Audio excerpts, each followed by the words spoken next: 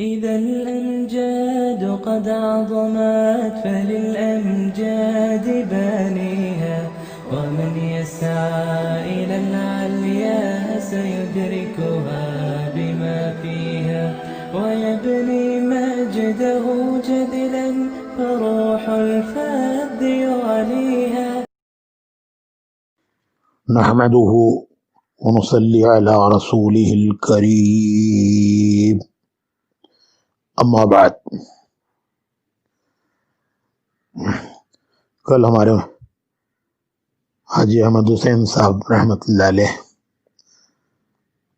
کا انتقال ہو گیا۔ اللہ پاک ان کی بھرپور مغفرت فرمائے، ان کی درجات کو بلند فرمائے، انہیں اعلیٰ علیین میں جگہ نصیب فرمائے۔ ہمارے بنگلور کے اور کرناٹک کے کام کے بالکل ابتدائی بزرگوں میں سے تھے۔ ان کے ہم سب پر احسانات ہیں، بہت سی یادیں ان کے ساتھ وابستہ ہیں جن کو ہم بھلا نہیں سکتے۔ غالباً 1962 کی بات ہے، وہ انہوں نے مولانا یوسف صاحب رحمۃ اللہ علیہ سے تقاضا کیا کہ حضرت مولانا منشی اللہ دتا صاحب کو بنگلور بھیجیں۔ تو مولانا یوسف صاحب رحمۃ اللہ علیہ نے منشی جی کے ساتھ جماعت بنانے کی کوشش کی، تشکیل کی کہ بھائی منشی جی چلے کے لیے بنگلور جا رہے ہیں، ان کے ساتھ کون چلتا ہے؟ لیکن وہ زمانہ بڑا قسم پرسی کا زمانہ تھا۔ مولانا یوسف صاحب رحمۃ اللہ علیہ کی تشکیل پر جماعت نہ بن پائی۔ صرف ایک فرد حاجی مشتاق صاحب علی گڑھ والے وہ تیار ہو گئے، تو مولانا یوسف صاحب نے فرمایا کہ اچھا تم دونوں ہی چلے جاؤ۔ چنانچہ یہ دو کی جماعت منشی اللہ دتا صاحب رحمۃ اللہ علیہ اور بھائی حاجی مشتاق صاحب رحمۃ اللہ علیہ علی گڑھ والے، یہ دو کی جماعت حاجی احمد حسین صاحب کے تقاضے پر اور مولانا یوسف صاحب رحمۃ اللہ علیہ نے روانہ فرمائی۔ منشی اللہ دتا صاحب رحمۃ اللہ علیہ حضرت شیخ الاسلام حسین احمد مدنی رحمۃ اللہ علیہ کے خلفاء میں تھے، ان کے خلیفہ تھے۔ انہوں نے پورا چلہ بنگلور اور اطراف میں لگایا اور اس میں تشکیل یہ کی کہ میری واپسی پر میرے ساتھ چلے کے لیے کون چلتا ہے؟ نظام الدین۔ چنانچہ پہلی مرتبہ بنگلور سے 70 آدمیوں کا قافلہ تیار ہوا۔ اس زمانے میں بنگلور سے ڈائریکٹ دہلی کے لیے ٹرین بھی نہیں تھی، مدراس جا کر ٹرین بدل کر جانا پڑتا تھا۔ تو منشی جی نے سب کی وصولی کی، مدراس بھیج کر ٹکٹ ریزرو کروائے اور اس 70 کے قافلے کو لے کر منشی جی چلے۔ یہ پہلا قافلہ تھا اتنا بڑا جو بنگلور سے روانہ ہوا۔ وہاں یہ صاحب بڑے خوش ہوئے اور بیان میں فرمایا کہ دیکھو ہمارے 2 آدمی گئے اور 70 کو لے کر آئے۔ اس میں ہمارے بڑے پرانے ساتھی تھے، اب مجھے یاد نہیں کون رہ گئے ہیں، اکثر دنیا سے چلے گئے۔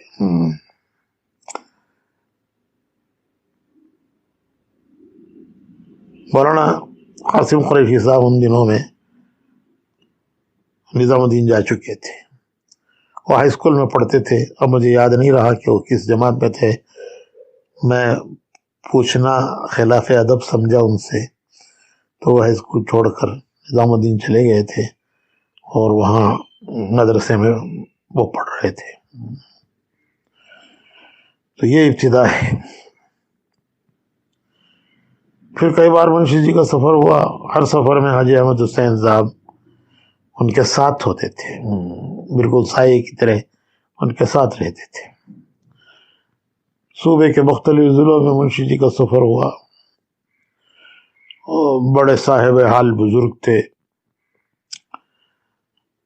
بہت جلدی رات اڑ جاتے تھے، کوئی 1.5 گھنٹہ تقریباً صبح صادق سے پہلے لمبی تہجد پڑھتے اور پھر لمبی دعائیں مانگتے۔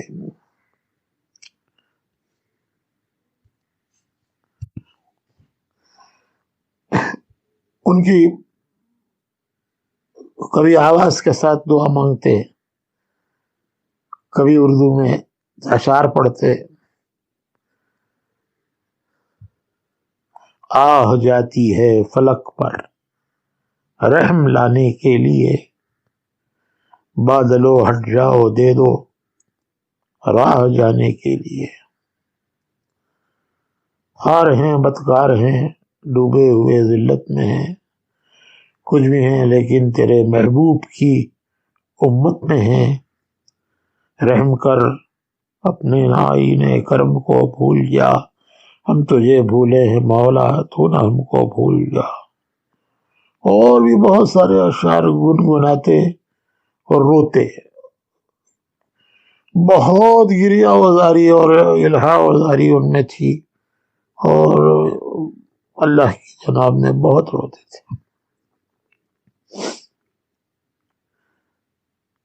ہم سب انہی کے لگائے ہوئے ہیں۔ بہت سے ہمارے پرانے ساتھی ہیں جو انہی کے ہاتھوں لگے آگے بڑھے، اللہ نے انہیں آگے بڑھایا۔ ہمارے مولانا غزالی صاحب رحمت اللہ علیہ ندوے سے پڑھ کر آئے تھے مدراس میں، مولانا لنگی کمپنی میں کام کرنے والوں کو نماز، قرآن، دینیات پڑھاتے تھے۔ منشی جی کا بیان سنا، منشی جی مدراس سفر کرتے ہوئے مدراس گئے تھے، تو وہاں 2-3 مجلسوں میں آئے اور پھر وہیں سے وہ چلے میں چل پڑے، اور پھر وہ چلہ ایسا چلہ کہ وہ چلہ موت تک ختم ہی نہیں ہوا۔ ان کا وہ چلہ، سب کا چلہ تو 40 دن میں 4 مہینے میں ختم ہو جاتا ہے، ان کا چلہ موت پر ختم ہوا۔ یہ منشی جی کی کمائی تھے۔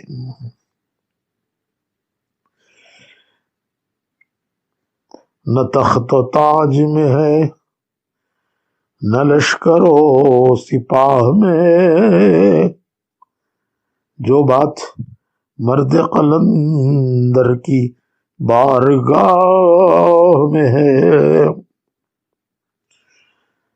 یہ منشی جی کی کیفیت تھی، صاحب حال بزرگ تھے۔ احمد حسین صاحب نے ان کی بڑی خدمت کی، اور ان کو لانے والے احمد حسین صاحب تھے، اس لیے میں نے یہ سارا ذکر کیا۔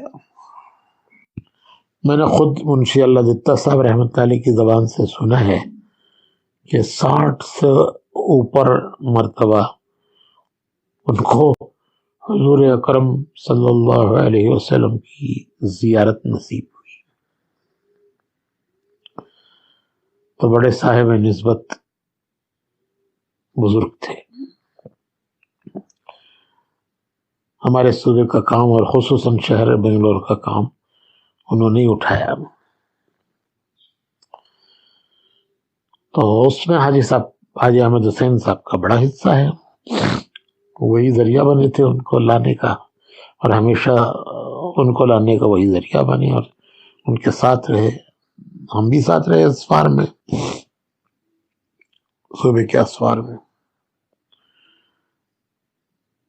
اس طرح اللہ نے ان کو ذریعہ بنایا۔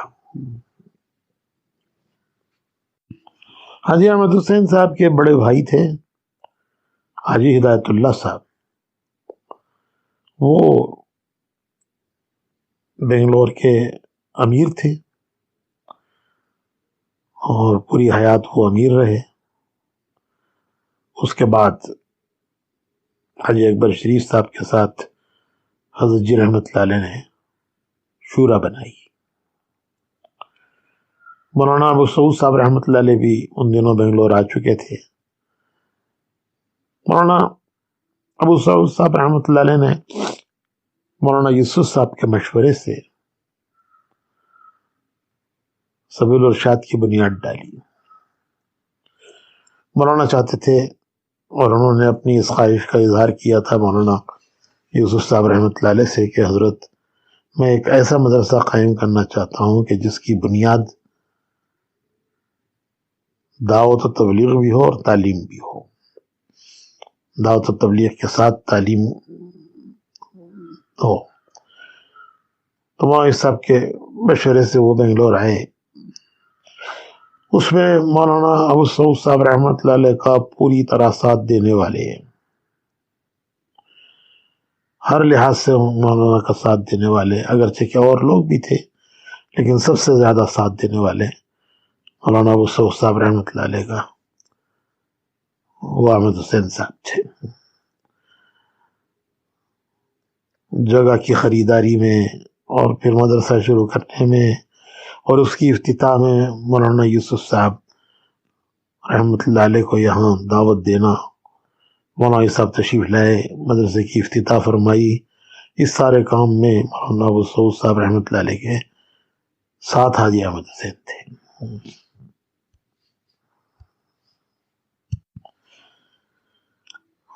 تو مولانا یوسف صاحب کے ہاتھوں سبیل الرشاد کی بنیاد پڑی اور پھر اجتماعات، سارے اجتماعات، بڑے اجتماعات جس میں مولانا یوسف صاحب آئے اور پھر اس کے بعد مولانا انعام صاحب رحمۃ اللہ علیہ تشریف لائے، وہ سب سبیل الرشاد ہی میں ہوئے۔ پھر مجمع بڑھتا چلا گیا، جگہ تنگ ہو گئی، تو پہلا اجتماع 1985 میں پیلس گراؤنڈ میں، یہ پہلا اجتماع تھا جو سبیل الرشاد سے باہر ہوا، ورنہ اس سے پہلے سارے اجتماعات سبیل الرشاد ہی میں ہوتے تھے۔ اس ساری خیر میں حضرت مولانا ابو سعود صاحب رحمۃ اللہ علیہ آگے تھے اور احمد حسین صاحب ان کے ساتھ تھے۔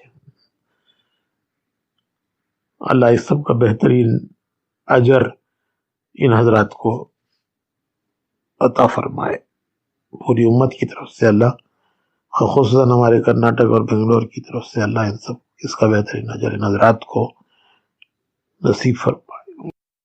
جنوبی ہند سے یہ وہ پہلے آدمی ہیں جنہوں نے 2 سال سے زائد عرصہ حجاز مقدس اور اطراف کے عرب ممالک میں لگایا۔ 1953 میں گئے اور 55 کے حج کے بعد آئے۔ اس طرح 2 سال پورے ان کے وہاں، 2 سال سے کچھ زائد وہاں لگے، اور وہ واپس اس وقت بھی آنا نہیں چاہ رہے تھے۔ جماعت ساؤتھ افریقہ کے لیے بنی تھی، اس میں وہ جانے کے لیے تیار ہو گئے تھے، اور یہاں سے ان کی والدہ محترمہ حج میں گئی ہوئی تھی حاجی ہدایت اللہ صاحب کے ساتھ، تو انہوں نے پھر تقاضا کیا کہ یہ چلیں واپس۔ تو مولانا سعید احمد خان صاحب رحمۃ اللہ علیہ کے مشورے سے وہ واپس آئے، ورنہ وہ اور بھی وقت لگانے کے لیے تیار تھے اور ساؤتھ افریقہ کے لیے جانے تیار ہو گئے تھے۔ ملکوں میں پتہ نہیں کتنے ملکوں میں ان کے اسوار ہوئے۔ آسٹریلیا کے سفر میں اس وقت کے جو ہمارے ذمہ دار ہیں آسٹریلیا کے بھائی معتز، شیخ معتز، وہ کہتے ہیں کہ مجھے انہوں نے لگایا، احمد حسین صاحب نے ہی لگایا۔ اس وقت شیخ معتز پورے آسٹریلیا کے ذمہ دار ہیں۔ برسوں ان کا کمار پیٹ میں یہ معمول رہا کہ روزانہ فجر کی نماز کے بعد جو بھی جماعتیں وہاں ہوتی تھیں، افراد ہوتے تھے، ان کو چائے پلانا اور ان کے ساتھ بیٹھ کر مذاکرہ کرنا، ہر جماعت کے ساتھ بیٹھ کر مذاکرہ کرنا، یہ ان کا برسوں معمول رہا کہ کوئی جماعت ایسی نہیں جو کمار پیٹ آئی ہو اور ان سے حاجی احمد حسین صاحب نے بیٹھ کے مذاکرہ نہ کیا ہو۔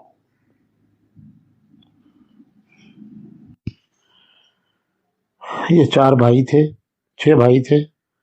حاجی ہدایت اللہ صاحب بڑے تھے جو بنگلور کے امیر رہے، پھر حاجی نور محمد، حاجی حبیب اللہ، حاجی عبداللہ بادشاہ اور حاجی شفیع اللہ، الحمدللہ سب کے سب دعوت کے کام میں لگے اور دعوت کے کام میں لگ کر دنیا سے گئے، اور اپنی اولادوں کو بھی سب نے دعوت کے کام میں لگایا۔